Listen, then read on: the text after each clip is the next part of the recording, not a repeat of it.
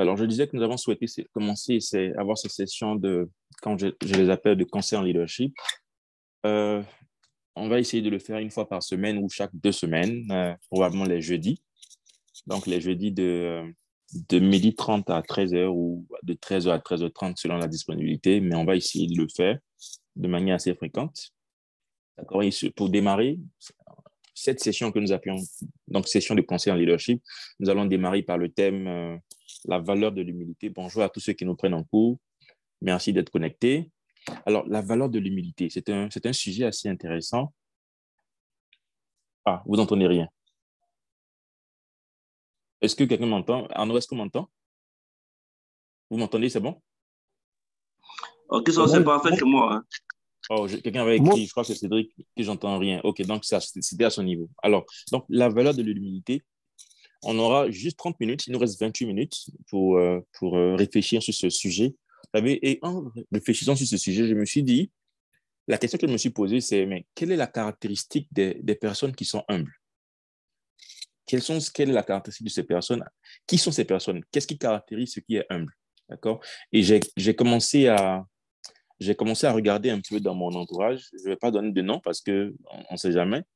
Voilà. Mais j'ai essayé de voir un peu ces personnes-là que je trouve humbles dans les différentes vies qu'on a, au niveau du travail, dans la vie, à l'église, à la mosquée, dans les organisations, dans les associations. Et de lister ces personnes, c'est sûr que la liste elle n'est pas exhaustive, puisque, je l'ai dit, c'est un essai que tu fais en à peine 5 minutes. Et tu regardes un peu et tu vois ce que ces personnes ont en commun. D'accord? Et je pense que nous tous, autant que nous sommes, nous avons ce genre de relation avec des personnes. Et nous sommes, je vais bloquer les micros qui sont activés. Ah, voilà. Bonjour à Sandra, à Ben Ahmed qui nous ont rejoints. Donc, voilà, nous avons ces caractéristiques similaires chez les personnes que nous trouvons assez humbles, d'accord? Et, et nous le remarquons, nous le percevons comme une valeur. Donc, qu'est-ce qu'une valeur? Une valeur, c'est quelque chose qui a d'abord de la signification, mais qui est évalué, je peux le dire, en termes d'échange, qui a une grande considération. Donc, en termes de value, quand on parle de value, c'est quelque chose qui pèse, qui peut être échangé à haut prix. Ah, vous voyez ce que je veux dire? Donc, la valeur de l'humilité, et en termes de valeur, pour ceux qui ont fait des exercices, par exemple, sur les valeurs personnelles, vous savez qu'il y a plus d'une centaine de valeurs, des valeurs telles que la justice, telles que le service, telles que l'intégrité, telles que... Ouais, l'humilité est une valeur. Donc, ce jour, je parle de l'humilité. Et vous savez, ce mot humilité vient du latin humilitas, qui veut dire ce qui est de petite taille ou bien ce qui est bas physiquement. D'accord? Et donc, lorsqu'on parle d'humilité, on fait référence souvent, on parle de modestie ou bien de ce qui, bon, on parle de l'état de ce qui est modeste, on parle de ce qui est bas, d'accord? Ce qui est près du sol. Parce que humilitas vient également du mot humilis, d'accord? Ça veut dire ça fait référence à l'abaissement, ce qui est très bas, ce qui est bas du sol. Et on se rend compte également que même dans ce mot humilis, il y a la racine également de ce mot latin qui est l'humus. Nous connaissons tous l'humus. Et donc, l'humus fait référence à la terre, au sol. Et vous voyez que vous allez voir que les jardiniers, souvent, ils vont vous dire qu'ils recherchent de l'humus parce que c'est une terre qui est assez spécifique, qui contient beaucoup de végétaux, qui est assez riche. Donc, donc lorsqu'on parle d'humus, c'est vrai qu'on fait référence à la terre, mais on parle de la terre qui est riche, d'accord, qui est riche en végétaux, en beaucoup de caractéristiques.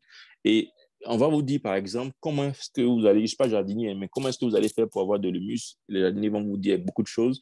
Et ils vont souvent vous dire qu'il faut mettre des déchets, d'accord? Vous savez comment est-ce qu'on rend le sol assez fertile? Donc, il faut que cette terre qui va venir rejoindre votre sol soit assez riche en certaines matières organiques pour que votre sol soit enrichi.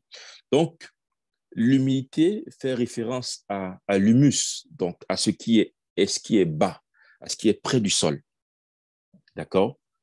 Mais, euh, mais quel est le lien avec les personnes que nous sommes? Est-ce que ça veut dire que nous devons être bas? Est-ce que nous devons nous abaisser? Est-ce que nous devons nous laisser marcher dessus? Voilà, non, je ne pense pas. Et j'ai essayé de réfléchir tout à l'heure rapidement à cette caractéristique de ce qui est humble que l'on retrouve chez les personnes qui sont humbles. D'accord? Comme je le disais tout à l'heure, c'est que euh, j'ai simplement essayé de regarder des personnes sans faire de théorie, regarder des personnes qui sont humbles. Et puis je me dis, mais qu'est-ce que ces personnes ont en commun? Donc, je vais vous donner ces 7 éléments et après, on pourra s'enrichir mutuellement, partager, voilà, rapidement. Donc, je vais essayer d'aller assez vite. Alors, la première caractéristique que je note des personnes qui sont humbles, c'est que ces personnes-là savent, et pour ceux qui vont souvent, qui font, comme on dit, le mercredi descendre, quand on commence le carême, on dit tu es poussière et tu retourneras à la poussière. Et souvent, même dans les funérailles musulmans ou chrétiens, on vous dit ça, on dit tu es poussière et tu retourneras à la poussière. Et les sages disent que la terre sur laquelle on marche, d'accord, devient notre toit. Parce que c'est vrai, hein, quand on va au cimetière, on voit celui qui est couché, mais il marchait sur la terre avant. Mais après, la terre sur laquelle il marchait devient son toit. Ça veut dire que on a la conscience du fait que, d'accord, c'est vrai qu'aujourd'hui nous sommes vivants, mais que demain, cette terre sur laquelle on marche sera notre toit. Pour dire simplement qu'il faut savoir marcher sur la terre. C'est-à-dire que quand tu marches, il faut savoir que tu marches avec des gens qui vont peut-être ensuite marcher sur toi parce que toi, tu seras en dessous de la terre qui sera ton toit et eux seront encore là. Oui. Mais il y a également cette dimension de dire qu'il faut pouvoir se tourner vers celui qui nous a façonnés. D'accord? Parce que ce soit si vous regardez bien même dans les livres saints, vous allez voir qu'on parle souvent de l'homme qui est tiré de la terre. Donc, l'homme sait qu'il vient de la terre, l'homme sait qu'il est façonné par Dieu. C'est vrai que on vient par nos parents, d'accord, mais nous savons que nous retournons vers Dieu parce que nous repartons de la terre. Donc, nous retournons vers Dieu. Donc, parce que nous retournons vers Dieu, nous devons être tournés vers Dieu, vers qui nous retournons. Ça, c'est le premier point. Donc, ça, c'est une vérité. Voilà. Vous savez, une fois, je me rappelle dans une conférence, c'était en mars, et puis le conférencier demandait aux gens, mais qui croit que c'est Dieu qui l'a créé? Il dit, bon. Et puis il a dit comme ça, mais moi, je ne sais pas qui vous a créé, mais moi, je crois que c'est Dieu qui m'a créé. Ouais. Donc, c'est important d'avoir cette conscience de celui qui retourne à la terre, donc qui est tourné vers celui qui est l'auteur de sa vie. Ça, c'est la première caractéristique. Donc, avoir cette conscience du fait que nous sommes poussière et que nous retournons à la poussière. Alors, la deuxième caractéristique de celui qui est humble, alors, c'est que, alors, une personne humble, et ça, c'est très important, il sait voir la lumière chez les autres. Oui, il sait voir la lumière chez les autres. C'est-à-dire que, parce que, comme disait quelqu'un que j'aime beaucoup, il dit, mais en chaque personne, il y a de la lumière, mais il y a également des ténèbres. Donc, quand vous prenez chacun, nous sommes 7 milliards d'habitants sur la Terre. Alors, je ferme le micro de celui qui a activé son micro. Il s'agit de Jean Christian. Alors, nous sommes 7 milliards d'habitants sur la Terre, mais autant que nous sommes, d'accord, il y a en chacun d'entre nous un peu de ténèbres et un peu de lumière. Mais ce qui est important, c'est de pouvoir faire en sorte que la lumière soit dominante. Ça, c'est nous-mêmes, en tant qu'êtres humains. On doit faire en sorte que la lumière domine sur les ténèbres, n'est-ce pas? Mais celui qui est humble, il sait voir la lumière chez l'autre. Il sait rechercher la lumière qui est chez l'autre. Et ça, c'est très important, de pouvoir chercher le meilleur chez l'autre. Parce que quand vous trouvez le meilleur chez l'autre, vous vous rendez compte que, mais en fait, l'autre qu'on peut considérer comme ci, comme ça, en regardant tout ce qui est ténèbres en lui, mais finalement, il y a également de la lumière. Et donc, ça, c'est une caractéristique qui est importante. Donc, chercher à trouver, à découvrir la lumière chez l'autre. On peut me demander, mais est-ce qu'il y a des personnes chez qui il n'y a pas de lumière? Je vous dirais non. Je vous dirais non. Oui, oui, parce que quand même, nous provenons de quelque part. D'accord? C'est vrai que nous sommes peut-être défigurés par des circonstances de la vie, par plusieurs choses qui vont faire que nous allons avoir un caractère, une manière de fonctionner, etc. Mais il y a la lumière en chacun d'entre nous. Donc, souvent, quand nous sommes très blessés, la lumière a du mal à être perçue. Ça, c'est vrai, parce qu'il y a voilà, il y a beaucoup de barrières, beaucoup de murs que nous dressons et qui cachent. Vous voyez, dans une maison, s'il n'y a pas assez de... Si vous êtes dans une maison que les murs autour de la maison sont très hauts et proches des fenêtres, vous allez voir qu'il y aura beaucoup d'obscurité et la lumière ne va pas circuler. Donc, il peut être midi chez vous, mais il sera comme s'il est 18h30 parce qu'il n'y a pas de lumière qui rentre. Vous voyez ce que je veux dire? Donc, quand nous dressons des murs, la lumière a du mal à circuler. Il peut être 9h, mais il est comme s'il est, il est, il peut être 9h, mais il est comme s'il est 18h et comme s'il est 19h. Donc ça, c'est très important. Alors, la troisième caractéristique de la personne qui est humble, c'est que euh, cette personne-là, c'est une personne qui est intérieurement disponible et puis au service des autres. Alors, moi, quand je parle de disponibilité, je ne parle pas de l'agenda, hein, du calendrier pour dire j'ai le temps lundi, mardi. Non, je ne parle pas de cette disponibilité-là, même si ça aussi c'est important. Mais c'est une personne qui est quand je parle de disponibilité intérieure, parce que celui qui, vous savez, quand on sert quelqu'un, c'est-à-dire que, parce que je dis qu'il est disponible intérieurement, mais qui est également qui est au service des autres, d'accord. Mais au service des autres, vous savez, on peut faire beaucoup de choses. On peut servir beaucoup de personnes, être dans des groupes, associations, communautés, mouvements, faire des activités, mais intérieurement ne pas être disponible, hein. On peut être très rempli de soi-même. D'accord? Donc, moi, je dis que le service aux autres provient de la disponibilité intérieure. C'est-à-dire que, parce que le service que tu fais, quand quelqu'un est disponible intérieurement, un des signes quand il sert les autres, c'est qu'il est souriant. Vous voyez des gens dehors qui font des choses. Par exemple, je prends un exemple, j'ai un monsieur, vous savez, souvent il y a des endroits où il y a des embouteillages et tu vois les gens qui viennent arranger la circulation. Et j'ai vu un monsieur une fois, mais qui est en train d'arranger la circulation là, mais je vous assure qu'il est tellement souriant. Et puis, quand il vous sourit, vous salue d'une manière là, ou même vous savez que vous devez faire un petit geste parce qu'il le fait avec beaucoup d'amour, beaucoup de joie. Donc, un des signes du. Je désactive le micro de Éponant voilà, qui parle, qui fait du bruit. Donc, un des signes du service qui est fait dans l'humilité, c'est la disponibilité intérieure. Alors, quatrième caractéristique de ce qui est humble, ou bien de celui qui est humble, vous pouvez remplacer celui par ce qui, comme vous voulez, c'est que, alors, une personne humble ne méprise les autres, n'écrase les autres, y compris les plus petits que soi. D'accord? Ça, c'est très important. Une personne humble ne méprise ni n'écrase les autres, mais y compris les plus petits que soi, parce que c'est plus facile. Vous savez, c'est facile. Regardez un peu dans vos environnements professionnels, vous allez vous rendre compte que c'est facile de faire la courbette vers celui qui est le boss, qui a le rang plus élevé que soi, parce qu'on se dit, bon, parce que les relations sont souvent intéressées, hein. Donc, si celui qui est, toi, tu es dans une position élevée, celui qui vient, il s'abaisse, mais s'il est inférieur à toi, bon, à la limite, c'est un peu évident, quoi. Il n'y a pas de grand effort, mais celui qui est, la caractéristique dont je parle ici, c'est que celui qui est plus grand, mais il sait ne pas mépriser celui qui est plus bas. Vous voyez, socialement parlant, économiquement parlant, et tout ce que vous voulez, mais il a du respect pour tout le monde de la même manière. Souvent, ça peut être problématique, difficile, mais essayons de voir, mais est-ce qu'on regarde les autres de la même manière? Nos yeux intérieurs comme extérieurs, quand on voit les autres dans nos rapports avec les autres, comment est-ce qu'on évalue, comment est-ce qu'on donne de la considération à X ou à Y? Est-ce que c'est par rapport à tel critère? Est-ce que les critères sont égaux? Est-ce que les critères sont équivalents? Ou bien on regarde ton argent, ta situation, etc. Ça, c'est important. Alors, la cinquième caractéristique dont je veux parler, de ce qui est humble, c'est qu'une personne humble, et ça c'est très important, est celle de demander de l'aide aux autres. Oui. Euh, une personne humble doit savoir demander de l'aide aux autres parce qu'on est conscient qu'on ne peut pas tout faire soi-même. D'accord? Donc, il faut savoir demander de l'aide aux autres. Mais pourtant, tu demandes de l'aide aux autres, mais tu sais qu'il y a plus de joie à donner qu'à recevoir. Même le mendiant qui mendie, je pense que lui aussi, il doit donner. Parce que toi, il y a des gens qui sont là, ils ne font que demander. C'est comme on me racontait l'histoire de celui qui était très endetté. Ça, c'était un comédien qui racontait, qui était très endetté. Et puis, il devait au moins 20 mois de loyer à son propriétaire, le loyer de 15 000. Et son propriétaire l'a trouvé la nuit. Il dit, bon, je sais que tu dois vraiment, tu as des problèmes, donc je te remets la dette. Mais à mon tour, je te confie de pouvoir gérer la cour commune. C'est toi qui vas encaisser les loyers. Et puis, il commence en disant, mais vous tous qui devez là, si vous ne payez pas jusqu'au 5, il vous vide. Alors que lui, il a fait 20 mois son pays. Ouais.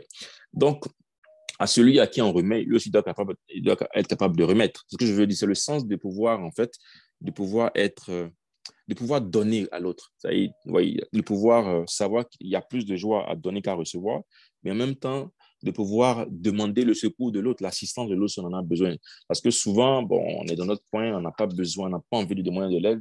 C'est comme aussi souvent, vous pouvez avoir un collègue, il est dans son coin, il ne connaît pas le travail, mais il ne peut pas te demander. Ou bien un boss, même, tu peux avoir un boss à qui, moi je me rappelle, il y a un cas comme ça, mais il te demande un travail, tu lui envoies, il ne comprend pas, mais il ne peut pas te demander de lui expliquer parce qu'il se dit que s'il te demande de lui expliquer, c'est comme si c'est diminué. Ça, c'est dommage. Vous voyez, ça, c'est pas une caractéristique de quelqu'un qui est humble. Alors, sixième, avant-dernière caractéristique de ce qui est humble, enfin, de la personne qui est humble, c'est que cette personne-là, comme je disais ça tout à l'heure un peu dans le point, je dis que cette personne ne regarde pas les autres en fonction de sa condition sociale ou bien de la leur. Oui, parce qu'il y a les deux côtés. Hein. Il y a le fait que tu regardes l'autre en fonction de sa condition. Donc, la dimension de je suis un peu intéressé dans la connexion parce que, bon, vous savez, il y a plusieurs manières de voir la chose. Hein. Donc, moi, je dis ce que je pense. Donc, il y a la manière de regarder l'autre en fonction de sa condition, mais également, il y a la façon de regarder l'autre en fonction de moi, ma condition. Donc, est-ce que je me sens au-dessus ou bien en dessous de l'autre? D'accord? Mais, mais tu regardes, donc, cette personne qui est humble, c'est qu'elle ne regarde pas l'autre en fonction de sa condition ou bien de sa condition à lui ou bien la condition de l'autre, mais regarde l'autre en tant qu'être humain, qui a la même dignité que lui-même. Voilà, ça c'est important. C'est-à-dire que ce soit un mendiant ou bien que ce soit... Voilà. Il faut pouvoir regarder l'autre en tant qu'ayant la même dignité que soi-même. Donc, sans mépris, d'accord? Sans mépris, avec amour. C'est pour ça même que je ne sais pas comment ça se passe. Ceux qui font beaucoup de dons, je me pose la question. Mais est-ce que ceux qui vont, par exemple, dans des orphelinats ou bien dans des... Je me rappelle que je suis allé dans un endroit une fois à Bounois. C'est un ami, hein, je suis allé, avec ma fille même, aînée, et c'était pour aller faire, et puis mon garçon, on est allé, c'était vers Noël, là. Et puis, je leur ai dit, bon, cette année-là, on va aller. Et ce groupe-là, il partait faire, moi j'avais donné ma contribution, puis j'ai dit, je vais vous accompagner. Il partait faire des dons dans un endroit où il y a des enfants qui sont très malades, les maladies de déformation mentale, physique, là. C'est assez choquant. Vous pouvez imaginer des déformations compliquées, là. Et quand on est arrivé là-bas, c'était compliqué. Ils étaient peut-être une 19, une vingtaine, mais chacun a le visage enflé, gonflé, la bouche tordue, handicapé, des enfants qui ne peuvent rien faire eux-mêmes, où il y a au moins, ça veut dire que chaque enfant a une nounou qui s'occupe d'elle parce qu'il il peut même pas se laver, il peut rien faire. Oui. Et donc, quand tu viens faire ce don-là, tu peux donner ton don à la porte et puis tu t'en vas. Ou bien envoyer quelqu'un, puis il dépose. Mais tu peux partir aussi également et puis tu t'assois et puis tu es proche de ceux qui sont dans ces conditions-là. Et là, ça change tout. C'est de ça que je parle. Ça change l'expérience parce que finalement, ce n'est pas un don que tu fais où tu es extérieur au don, mais c'est un don que tu fais où tu te rapproches de la condition à celui à qui tu donnes ce que tu lui donnes là. Ça, c'est ça. Et donc, ça te bouleverse aussi. Et ça m'a... Je pense que les enfants, là, même, une fois, j'ai demandé à mon petit, est-ce que tu veux partir là-bas? Il dit non, non, il peut partir là-bas. Il dit pourquoi? Il dit non, il peut partir là-bas. Ça a dû parce que je me rappelle, je lui disais, mais va à côté de l'enfant là. Il dit non, il avait peur. C'est la grande qui a osé se rapprocher, mais en fait, les enfants font peur. C'est un peu comme en griffe, ils ont l'air d'être un peu comme des monstres, mais ce ne sont pas des monstres, ils sont juste nés comme ça. Et donc, la dernière caractéristique de ce qui est humble, de celui qui est humble. Donc, je dis qu'une personne humble sait donner à l'autre l'opportunité de se racheter ou bien de faire mieux. Ah, il y a un enfant qui est là. Je le connais. Hein. Celui que j'ai vu là, je le connais. Donc, une personne qui est humble sait donner à l'autre l'opportunité de se racheter ou de faire mieux. C'est un peu comme si tu donnes... Ça, c'est pas facile. Hein. Ça, je le dis parce que souvent, quand tu es rigoureux, là, quand tu as fermé quelqu'un, là, tu l'as fermé. Hein. Je vois mon frère Jean-Luc qui est là, on se comprend. Je vois coach Nadine même qui est là, Makani, Cédric, attends, je vois tout ce... ma grande sœur Sandra est là. Il y a Stéphane qui est là. Ben Ahmed est là. Merci beaucoup. Donc, la dernière chose que je dis, c'est que une personne, ce que je disais même, je disais une personne qui aime se donner une seconde chance. Mais finalement, quand tout à l'heure, je réfléchissais, c'est pas juste une seconde chance, mais c'est comme si tu donnes j'ai envie de dire, une énième chance. Voilà. On a d'autres ambassadrices des valeurs qui est là. Donc, elle pourra nous dire, mais c'est vrai, c'est que finalement, tu ne cesses de permettre à l'autre de pouvoir se racheter et puis de faire mieux. Ça ressemble un peu au pardon. Voilà, ça ressemble un peu à cette capacité de pouvoir permettre à l'autre de... parce que quand on dit pardonner, là, il y a la dimension de accepter le pardon, puis donner le pardon. Bon, quand tu donnes le pardon, c'est-à-dire que tu acceptes de donner à l'autre le pardon, mais il y a celui qui vient demander pardon également. Donc, en fait, ce que je veux dire, ce dont je parle ici, c'est accepter, permettre à l'autre chaque fois de permettre à l'autre de recommencer. Donc, effacer quoi. Effacer ce qu'il a fait n'est pas bien. Et voilà, ça, c'est pas facile. Moi-même, je vois un peu des cas qui passent où tu as fermé la personne et puis bon, tu te dis, mais pourquoi pas, voilà.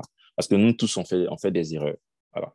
Donc, c'était les 7 caractéristiques. J'ai voulu m'arrêter au chiffre 7 que je voulais partager dans cette session, voilà, que nous démarrons aujourd'hui. Comme je disais ce matin dans un de nos groupes, je dis, j'espère que je pourrais poursuivre le jeudi, là. Peut-être qu'il va décaler l'heure, il va faire 13 h, 20 minutes, et puis bon, pourquoi pas ne pas. Voilà, je vais le faire moi-même, mais je peux proposer à quelqu'un qui est disponible de pouvoir parler du sujet, voilà, etc. Donc, c'était pour partager sur ça. Pourquoi je ne connais pas ce sujet-là? Non, ça m'est venu dans la tête comme ça. J'ai écrit 3 autres sujets qui sont là à la suite. Mais c'est pas des. Il y a quelqu'un qui me demandait, qui est connecté, qui me demandait, mais est-ce que tu veux parler de valeur? Non, c'est pas de valeur. C'est juste qu'aujourd'hui, j'ai eu envie de parler de valeur, mais j'ai d'autres sujets qui sont forcément connectés aux valeurs, puisque si tu parles, par exemple, du caractère, ça touche aux valeurs, forcément, parce que c'est la fondation, les valeurs. Et finalement, les valeurs même touchent à tout, hein, parce que tout ce qu'on fait, c'est sur la base de en quoi est-ce qu'on croit, voilà, finalement. Donc, peut-être qu'on va toujours se référer aux valeurs parce que ça nous définit réellement, ça dit un peu qui nous sommes. Voilà. Donc, je ne sais pas si, il nous reste encore 7 minutes, si vous voulez contribuer, ajouter, parce que je vois des personnes de qualité ici dans le call. Voilà. Moi, vous pouvez m'appeler Christophe, hein, juste Christophe. Tous ceux qui me connaissent dans tout ce que vous pouvez dire là, juste Christophe, c'est suffisant. Parce qu'il y a d'autres qui connaissent des petits noms, il y a d'autres qui m'appellent comme on connaît ici. Non, Christophe, c'est bon. Voilà.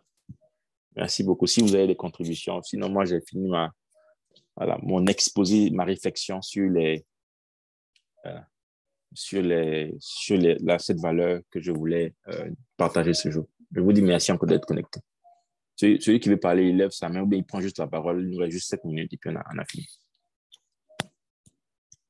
Cédric, tu m'avais écrit sur LinkedIn. Là. On est là aujourd'hui, hein, on fait connaissance. Oui, tout à fait, Hello. Christophe. C'est un honneur de pouvoir. Je vais laisser la parole. Je peux laisser la parole. Non, vas-y. OK. Donc, merci Christophe pour cet échange. Je trouve que c'était un échange très, très approfondi, très, très fructueux aussi. Merci de prendre le temps de partager avec nous cette valeur d'humilité. Moi, ça me parle principalement de ce que je fais aussi. Donc, c'était vraiment pour te dire merci pour ce partage-là. C'est pas tout le monde qui crée le temps de pouvoir discuter avec les autres de telles valeurs. Donc, c'était pour te dire super merci pour ce temps que tu nous donnes. Et puis, j'espère qu'on aura l'occasion de se rencontrer. Moi, je suis connecté depuis aujourd'hui. Je suis là en ce moment en France, mais je suis basé à Londres. Donc là, on a des amis en commun et donc du coup, c'est parti comme ça. Mais on aura l'occasion d'en discuter en privé, mais c'était plutôt pour te dire merci de ce temps que tu crées pour nous. Merci à toi d'avoir pris le temps également de venir sur Zoom. Parce qu'on n'est pas sur Facebook, on est sur Zoom ici, là, on est en privé. Makani voulait dire quelque chose? Ah, Makani, Oui. c'est notre... Makani, ne te vois pas bien, ton visage est coupé. Hein. Ah bon? Bon, ça doit être un problème de connexion. Non, de caméra, tu n'es pas bien placé. Ah bon? Mais moi, je me vois bien par temps. Ah, donc bon? voilà, là, c'est bon. Là, c'est bon. Ok, super. D'accord. Merci Christophe. Merci à tous ceux qui sont connectés. C'est un thème qui est très intéressant, qui me touche particulièrement parce que je trouve que l'humilité, c'est l'une des plus belles valeurs qu'on peut avoir. C'est une valeur de générosité. C'est une valeur voilà, ça met aussi en lumière le pardon, savoir pardonner, où au fait, on est beaucoup dans le don de soi-même. C'est-à-dire, tu as parlé de choses tellement intéressantes. Tu as parlé de la disponibilité intérieure, c'est-à-dire être à l'écoute de l'autre, au fait. Être à l'écoute de l'autre et puis savoir faire passer quelque part le sentiment de quelqu'un d'autre avant le sien. Quand vous avez deux personnes, par exemple, qui se sont pris la tête, je trouve que c'est un effort d'humilité quand même d'accepter de faire taire en quelque sorte ce qu'on ressent pour aller pardonner. Et ça, ce n'est pas forcément évident à faire. Donc, merci en tout cas pour ton exposé. C'est un très bel exposé. On aura le temps même d'en reparler. le samedi 21. Ah, oui, c'est vrai. Ouais, on aura le temps d'en reparler samedi 21 avec la conférence LTF sur découvrir son pourquoi. En tout cas, ça ouvre de belles perspectives. Donc, merci beaucoup, Christophe, pour cet échange. Merci beaucoup, Makani. Bon, je ne sais pas si quelqu'un veut dire un petit mot, une contribution à notre réflexion. Non, s'il n'y a pas de contribution supplémentaire, je pense qu'on a fini. 3 minutes avant l'heure. Donc, je vous dis merci. Je vous dis bon appétit. Et puis, je vous dis probablement à jeudi prochain. Pour l'annoncer, ce qu'on va faire, c'est qu'on va poster sur moi. Je poste juste sur ma page, et puis sur mon profil, et puis voilà. Et puis, comme on dit, on s'en va devant, on avance, on verra bien où la vie nous envoie, par la grâce de Dieu. Merci beaucoup, et puis, voilà, à bientôt. Bye bye. Christophe, merci beaucoup. Au revoir à tous.